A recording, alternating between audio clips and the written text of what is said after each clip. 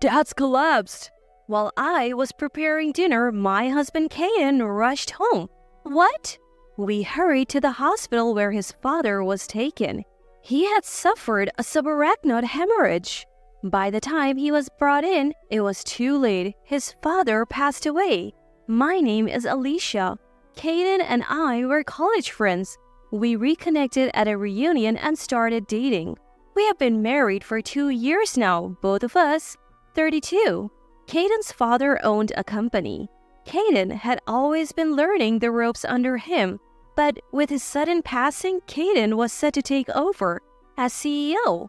I thought there might be some resistance to such a young CEO, but seeing Caden's dedication, he was surprisingly accepted smoothly. He even got along with the senior executives, or so I thought at the time. A year after Caden took over the company, he came home, ate his dinner in silence, and started drinking. Caden wasn't much of a drinker. Hey, are you sure you should be drinking that much? Mind your own business. But you have work tomorrow, right? Just leave me alone. I don't care about the job anymore. The company's going under anyway. Caden blurted out, visibly upset. What do you mean going under? Things aren't going well? Yeah, they say the company's falling because I took over. With that, Caden slammed his drink on the table. They keep saying I should know better as a CEO, that I should take responsibility. The board always criticizes me. I don't think I can handle it anymore. Caden's face shifted from anger to the brink of tears. Sure, Caden might have his shortcomings. It's natural for a CEO to take responsibility.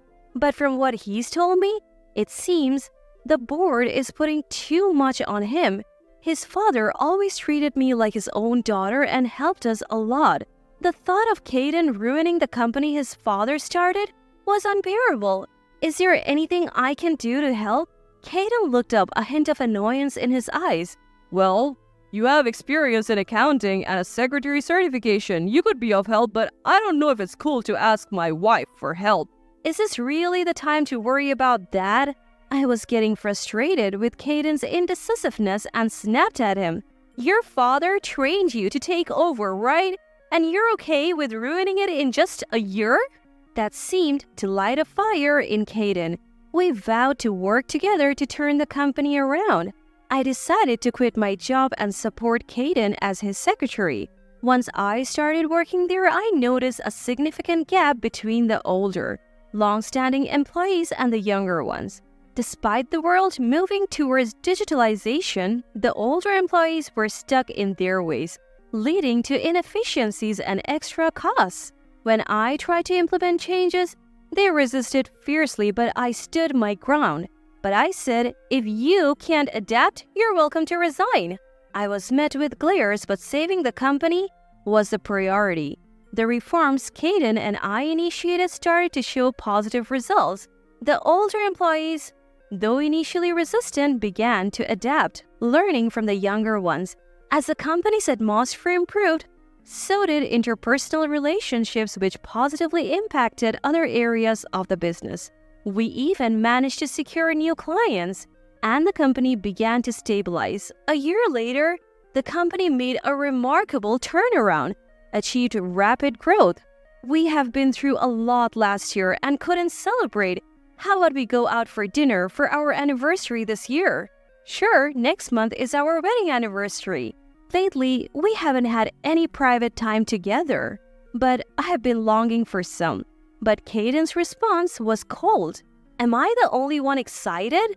He is busy now, but I'm sure he's thinking about it too. That's what I thought as our anniversary approached.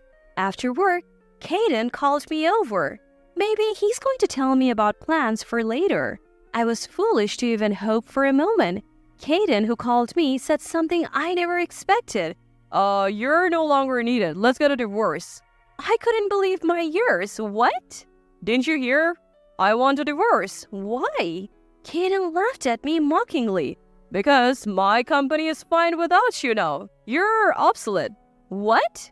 You always taking the lead, making it seem like you're in control. I was blinded by anger. So you can quit, finish the handover by the end of the month. Stamp this and you can leave the house too. He then produced a pre-filled divorce application. Is he serious? At that moment, I still felt sad. But in the next moment, that feeling vanished. My new secretary is already decided. Ariel, come in. The door to the CEO's office opened and a woman in her mid-20s entered. "This is your wife? I thought she would be prettier," she rudely commented. "Who is this woman? My replacement as the CEO's secretary?" "Right, Ariel is way better, so I'm not motivated with you. With Ariel as my secretary, I think I can do better." For some reason, the two started getting close. Oh, I see what's going on. I reached my breaking point. Is she a competent secretary? Yeah, and as you can see, she's beautiful. If I take her around, our clients will be more lenient. Plus, what's important is my motivation as a CEO. Just her looks? I couldn't help but speak my mind. Kaden was furious. That's not the only reason. She's also excellent as a secretary. Oh, okay. Then let's switch secretaries. I'll quit today, I said, snatching the divorce application and leaving the CEO's office. I must have looked really upset on my way out. A young office worker approached me. Alicia, what happened?" she asked timidly. I thought it would be rude to leave without telling anyone, so I told the young workers who were still there about what happened. "What's gotten into the CEO? This company was saved thanks to you, Alicia." The employees sympathized with me, but I didn't care about Kaden anymore. Then, one employee hesitated and spoke up. "Could the woman I saw with the CEO the other day be..." Several people reported seeing Kaden with that woman. Apparently, she had been around for a few months. She wasn't a secretary, but a club girl from a place Kaden frequented for business entertainment. So their relationship had evolved into that? The sightings always happened on days I left work early. He would say he had work left or a business dinner. I offered to help or join if it was with clients, but he always refused. Now I understood why.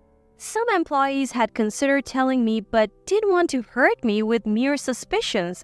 They decided to wait for concrete evidence. Although they tried to persuade me to stay, I couldn't. After all, Kaden was still the CEO. I said my goodbyes.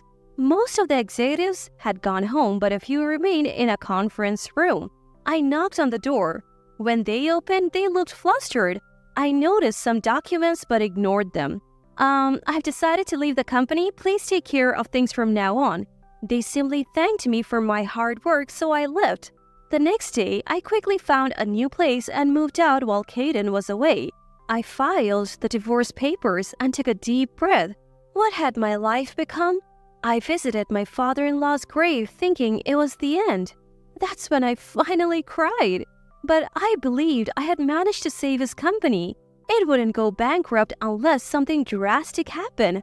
A month after divorcing Kaden, some younger employees contacted me.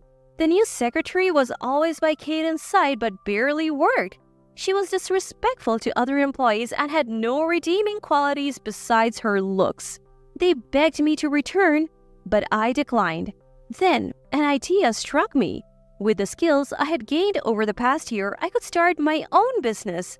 I began studying and fundraising for my startup.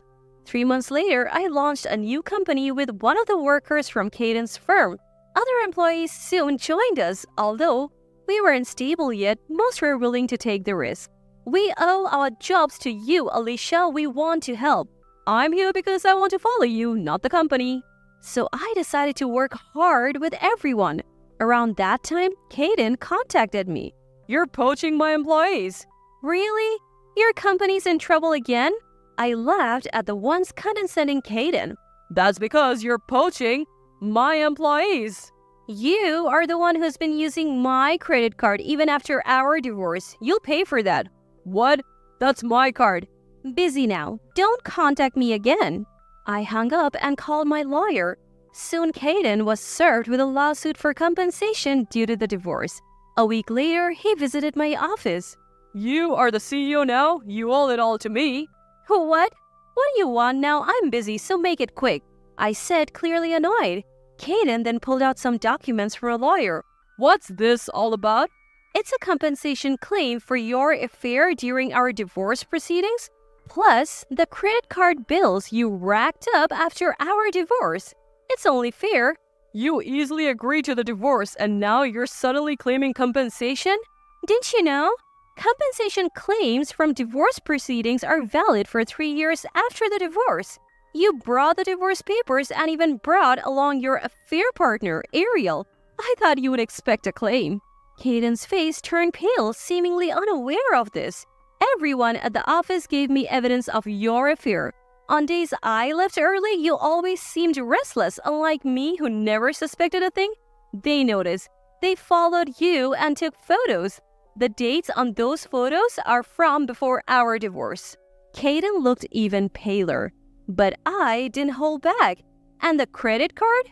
You used my family card on dates with her at restaurants, bars, and more. How could you use a traceable card for your affairs? I sighed in disbelief. Suddenly, Caden's demeanor changed. I'm sorry, I truly am. Now you apologize? Actually, my company is on the brink of bankruptcy. Our clients are leaving, and I can't afford the compensation. I need your help. I couldn't help but laugh. How many times will you run your company into the ground? If you're in such a pinch, why not ask your competent secretary for help? But Ariel, she doesn't even have a secretary certification and can't do the job. My laughter grew louder. You said her beauty would charm clients, right? But when I took her to the clients, she was so rude that we lost more and more of them. Now, only a couple of companies whose older CEOs like Ariel remain. Huh, figures. Those companies that left you, they're now our clients. What? I didn't steal them. It's natural for companies to seek better partnerships. No way. By the way, are your company's executives still around? Well, only the younger ones moved here. The older ones are still executives. You should investigate them for embezzlement. Embezzlement? Yes. I noticed some suspicious financial activities. I wanted to discuss it, but you dismissed me. Maybe now you can save your company? They probably made you CEO because they thought they could easily embezzle. Caden was speechless, but I wasn't just being kind. So you'll probably save your company. Make sure to pay the full compensation from our divorce in one go. Considering the division of assets, you can't afford it. Don't come here anymore. You're a distraction. I sent a dejected Caden away and got back to work. Later, I received the full compensation from Caden and Ariel. As for his company, they are suing the executives for embezzlement, but it seems they will go bankrupt. After all the effort to save it, he lacked business acumen. It made me reflect on my poor judgment. But now, as a CEO, I'm thriving, enjoying life with the hefty compensation from the divorce.